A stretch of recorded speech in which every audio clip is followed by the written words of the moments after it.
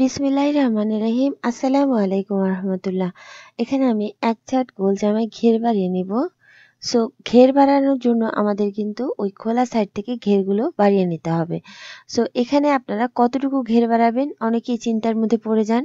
এখানে আপনারা আপনাদের ইচ্ছা মতো ঘের বাড়িয়ে নিতে পারবেন। 5 ইঞ্চিতে নিতে পারবেন, 10 ইঞ্চি নিতে পারবেন।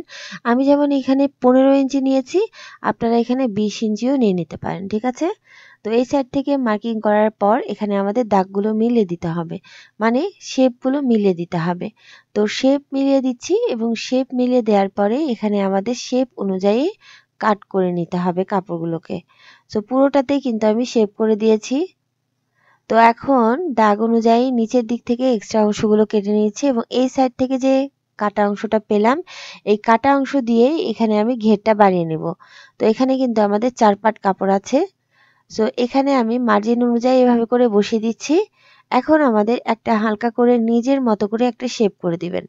তো আমি এই সাইড থেকেও শেপ করে দিচ্ছি এবং উপরের দিক থেকে আপনারা যতটুকু পরিমাণ শেপ করে দিয়েছেন এখানে আপনারা উপরের দিক থেকে শুধু দাগটা মিলিয়ে দিবেন। কিছু না, এক ছাট গোল জামায় ঘের বাড়ানো আহামরি অনেক বেশি রকেট সায়েন্স না। সো এখানে আমি দাগ অনুযায়ী এখন কেটে নিচ্ছি। তো খুবই সহজ উপায়ে এখানে আমি ঘেরটা বাড়িয়ে নিয়েছি আমার ইচ্ছে মতো। আপনারা আপনাদের ইচ্ছে মতো ঘেরটা বাড়িয়ে নেবেন। সেলাই করে নিব।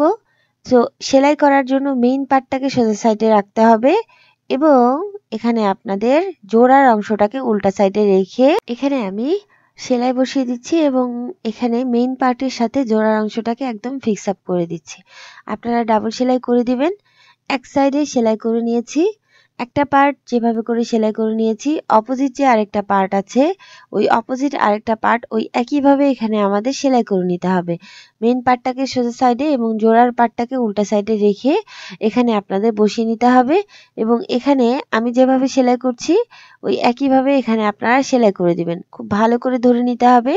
দুইটা পার্ট খুব ভালো করে বসিয়ে নিয়ে এখানে আপনাদের ধার ঘেঁষে সেলাই করে দিতে হবে।